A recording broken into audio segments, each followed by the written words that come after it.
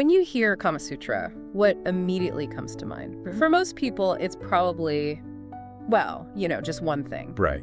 The popular image. But what if we told you that widely held belief is actually a huge misunderstanding? It really is. Today, we're taking a deep dive into one of history's most famously misunderstood texts, the Vatsyayana Kama Sutra. And it's so much more complex than people think. This isn't just about intimate acts. It's a profound philosophy of life, really. A practical guide to social conduct, exploring human relationships in their full complexity. Absolutely. We're going to uncover some surprising insights. Yeah, and maybe even some aha moments about what ancient Indian society truly valued.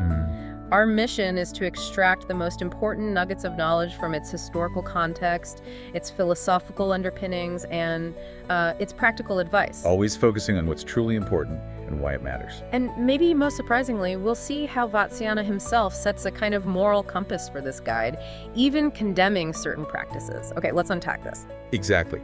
The fundamental misconception is that the Kama Sutra is merely a manual for, well, sexual acts. Yeah, that's the big one. It's truly a comprehensive guide to a whole philosophy of life. Vatsyayana, its attributed author, saw it as a serious work. Right. Not frivolous? No, intended for the benefit of the world, actually. Teaching discernment, empathy, and the subtle art of intimacy, rather than just, reckless indulgence. And at its philosophical core are what are known as the three aims of life, or purusharthas. Yes, the purusharthas. Crucial concept. These are dharma, artha, and kama. Think of them as the pillars of a balanced, fulfilled existence in ancient Indian thought. That's a good way to put it. Pillars. Let's break those down. First, dharma. Dharma. It refers to virtue or religious merit. It's about obedience to holy writ, sacred texts, civic virtues, spiritual well-being, that sort of thing. Okay, virtue and duty. Then there's artha. Artha, yeah. This signifies worldly wealth or material success. So things like material goods, land, gold, cattle, even friends count. Friends as wealth. Interesting. Well, connections, patrimony. It's considered essential for sustaining life and, importantly, the foundation of royal power. Right, the practical side of life. And finally, kama. Ah, Kama. The one everyone thinks they know. But it's much broader than just physical pleasure, isn't it? Much broader. The text describes Kama as the mental inclination toward pleasures of touch, sight, taste, and smell, leading to satisfaction. So sensory and emotional fulfillment. Exactly. It encompasses aesthetic, refined, and emotional fulfillment, not just the physical act itself. What's fascinating here, though, is this inherent tension maybe, or discussion, even within the text itself, regarding how these three aims fit together. Yes, that's a key point. Vatsyayana initially suggests all three aims are equal. Equal. How so?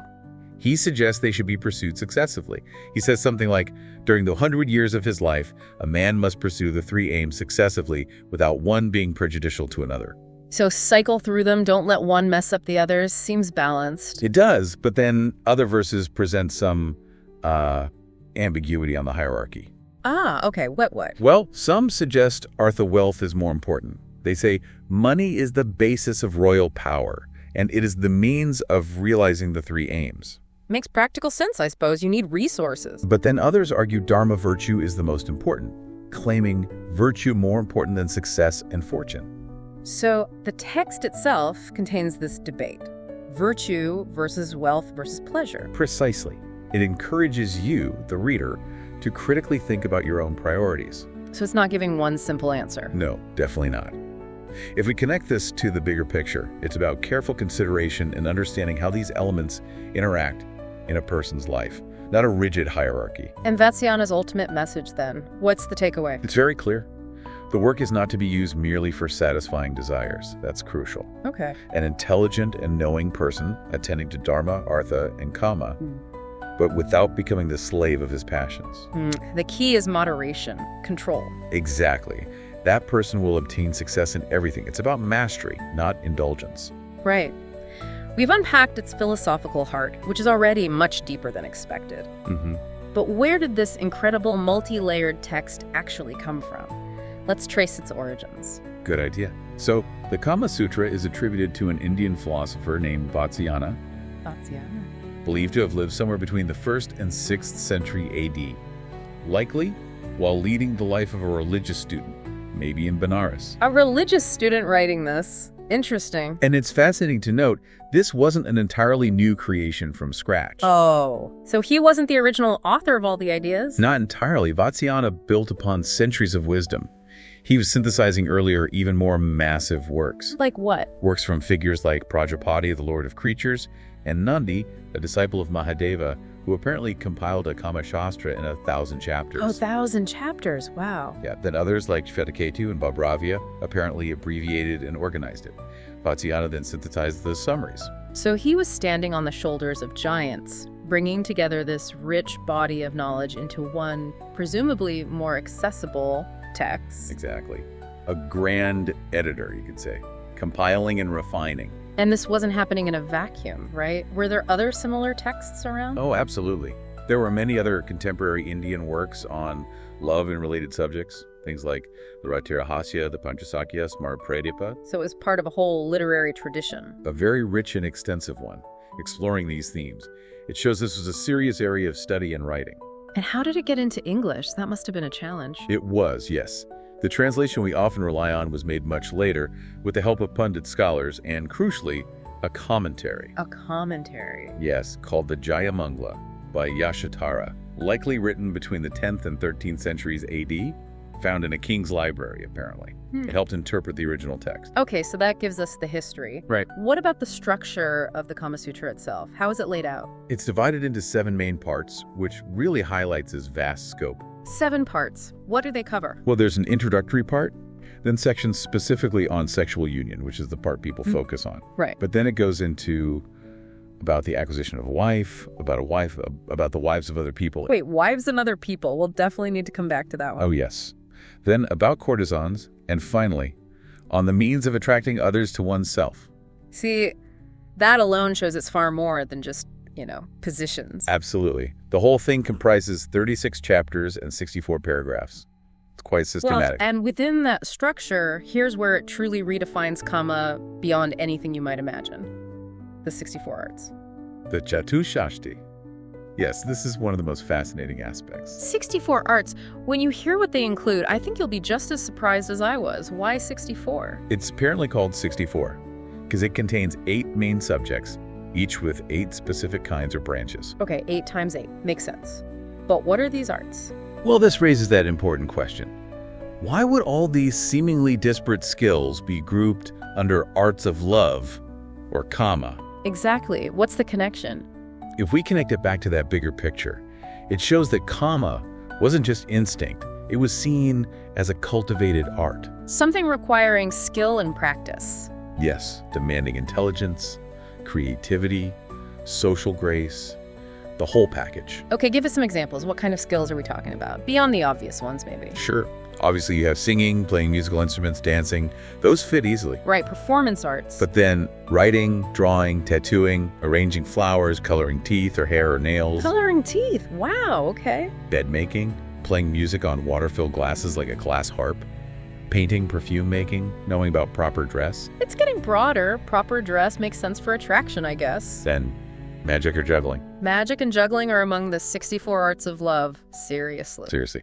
Also cooking, making sherbets, tailoring, making artificial flowers or clay figures. This is incredible. It's like a curriculum for being a well-rounded, accomplished person. It really is. Solving puzzles, playing word games like antakshari, mimicry, reading aloud well, pronouncing difficult sentences. Public speaking skills, almost. Even martial arts, sword, staff, bow and arrow. Carpentry, architecture, knowledge of gems and coins, chemistry, mineralogy. Hold on, carpentry and chemistry? How does that relate to Kama? Gardening, animal fighting like cockfighting, teaching birds to speak, making perfumed ointments, understanding codes and ciphers, secret languages. Secret languages. Okay, that could be useful. Framing mystical diagrams, mental exercises, composing poems, disguise, gambling, incantations, gymnastics, physiognomy, arithmetic recreations. It's exhaustive. So this isn't just about attracting a partner in the moment, is it? This seems like life skills. Exactly. Why learn them? For women, the text says knowledge of these arts makes them attractive, yes, but also allows them to manage their husband's affection, even with multiple wives. Practical application in that social context? And it could support them if they fell into distress, even if they were in a foreign country. These skills gave them agency. And for men? For men, being versed in these arts made them eloquent, enhance their gallantry, help them win women's hearts. It was about cultivating mastery in all aspects of life to enhance your presence and relationships. It paints a picture of a very sophisticated, skilled, ideal person. It does. And within this social tapestry, it's worth mentioning courtesans, or Ganika. Right, you mentioned a section on them. How were they viewed? In the Kama Sutra, they held a respected place in classical Indian society. Often, they were actually more educated than many married women, especially in these arts. More educated? Yes.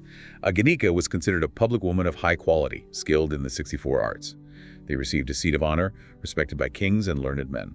So, not stigmatized in the way we might assume today? Not in the same way, no. They used their knowledge for pleasure, certainly, but also for financial gain, managing relationships strategically. It was a recognized profession almost, requiring significant training and skill.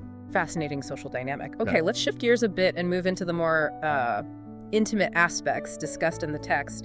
How does it classify sexual union? Right. This is where the text gets very detailed and, well, systematic again. It meticulously categorizes sexual unions, but the stated aim is always mutual satisfaction.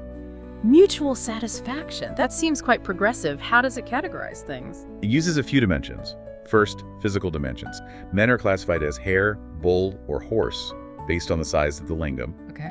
And women are female deer, mare, or female elephant, based on the depth of the yoni. So this creates different combinations. Yes, 9 types of union.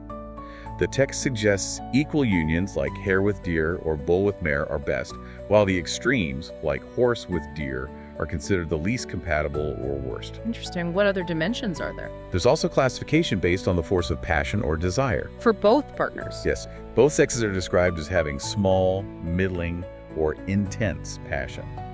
This again leads to 9 possible combinations. Okay, size and passion. Anything else? Yes, time. Individuals are classified as short-timed, moderate-timed, or long-timed in terms of duration or climax timing. Leading to another 9 types of union. So it's quite analytical. Very analytical. Yeah. Size, passion, timing, creating a matrix of possibilities. So what's the point of all this classification? What does it mean for practical application? Well, the implication is clearly about tailoring the experience. Understanding these differences allows for better compatibility and mutual pleasure. Right, finding the right fit, metaphorically speaking. Exactly. And the text strongly emphasizes understanding and fulfilling a woman's desire. This is a recurring theme. How so? Vatsyayana explicitly states, and this is quite evocative, that as dough is prepared for baking, so must a woman be prepared for sexual intercourse if she is to derive satisfaction from it. Wow. Preparation is key. Foreplay, essentially. Essentially, yes. And acknowledging the differences in male and female passion and timing. Vatsyayana even puts forward the idea that female semen falls in the same way as male, which supports the concept of mutual pleasure and orgasm. That's quite remarkable for an ancient text. Did it talk about different types of love itself? It does, briefly. It mentions 4 kinds.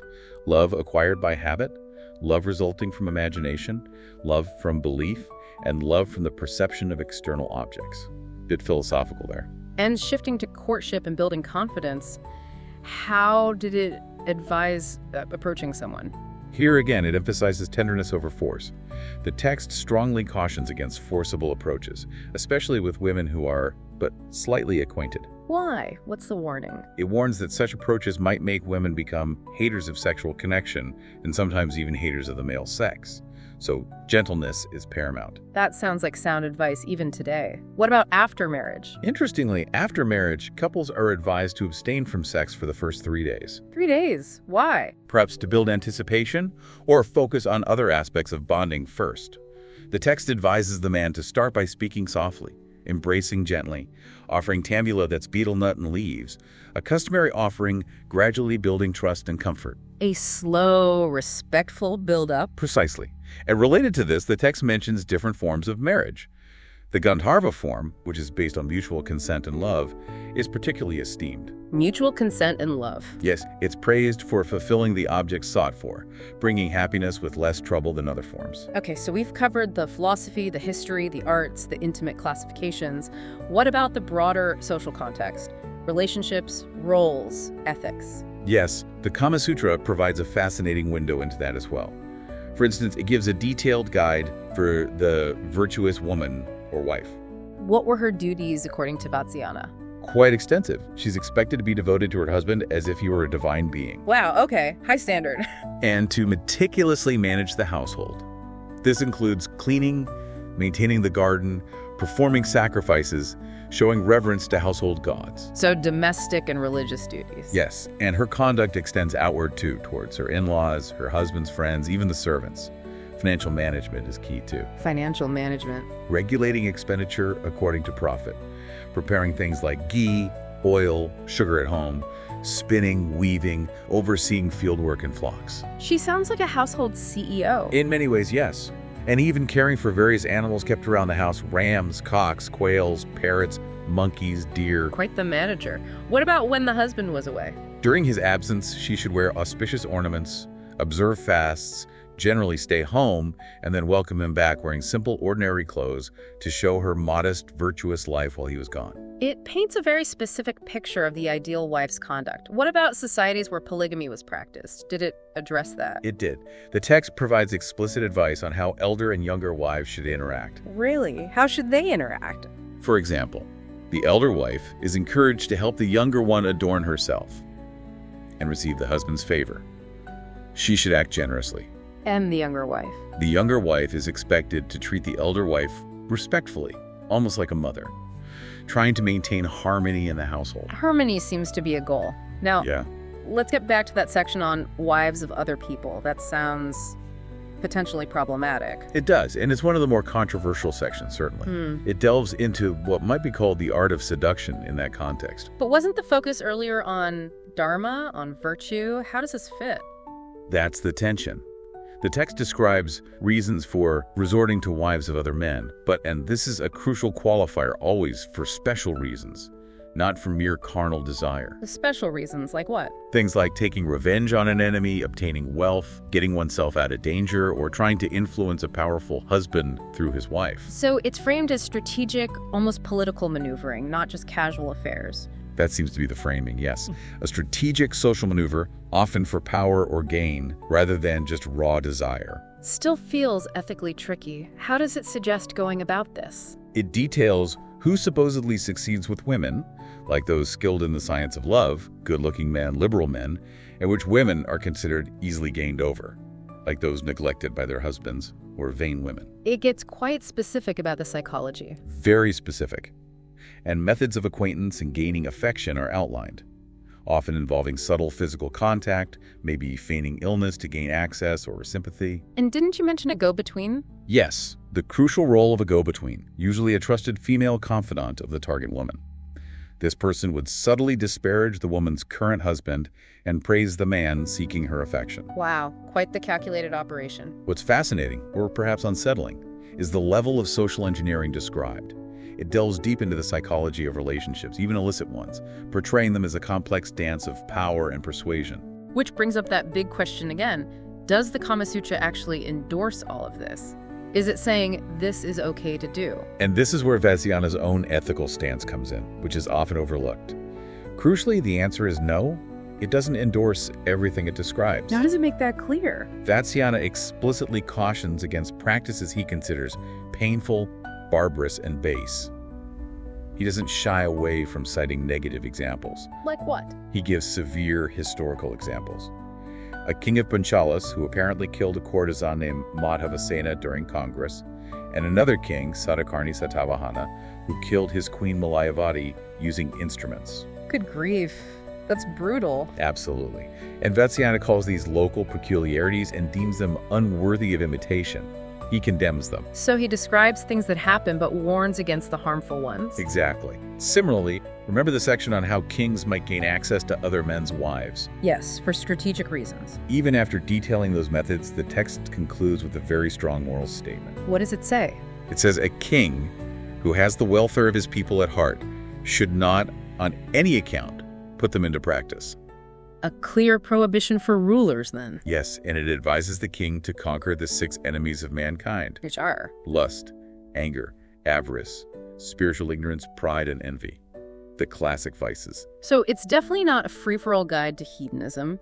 It describes human behavior, even the negative aspects, but ultimately promotes self-control and ethics, especially for those in power. Precisely. It's a guide to what is done, sometimes, but with clear warnings about what shouldn't be done or what's considered harmful or unethical. It always comes back to that idea of balance and discernment. What an incredible journey through a text so often and so dramatically misunderstood. It really is remarkable when you look beyond the surface. We've ventured through the Kama Sutra, uncovering its true depth, way beyond that popular narrow image. It's a text that surprisingly balances sensual pleasure Kama with civic duty Dharma and financial prosperity Artha. It emphasizes mutual understanding, those cultivated social skills, the 64 arts. And even explicitly condemns harmful or unethical practices. It's far more nuanced than usually presented. The Kama Sutra, in essence, is a profound ancient text. It reminds us that while desire is natural, true success and fulfillment, well, they don't come from becoming a slave to our passions. Right. Where do they come from then, according to Vatsyayana? From mastering our senses and pursuing all aspects of life, virtue, wealth, and pleasure, but doing so with intelligence, with discernment, and with respect for others. A holistic approach to a well-lived life. Exactly. So a final thought for you, our listener, to take away from this deep dive. In your own life, how do you find that balance? How do you navigate your desires alongside your responsibilities and ambitions? And thinking about those 64 arts, maybe not juggling or coloring teeth, No. but what arts, broadly speaking, could you cultivate to enrich your relationships and your overall well-being today? Something to ponder.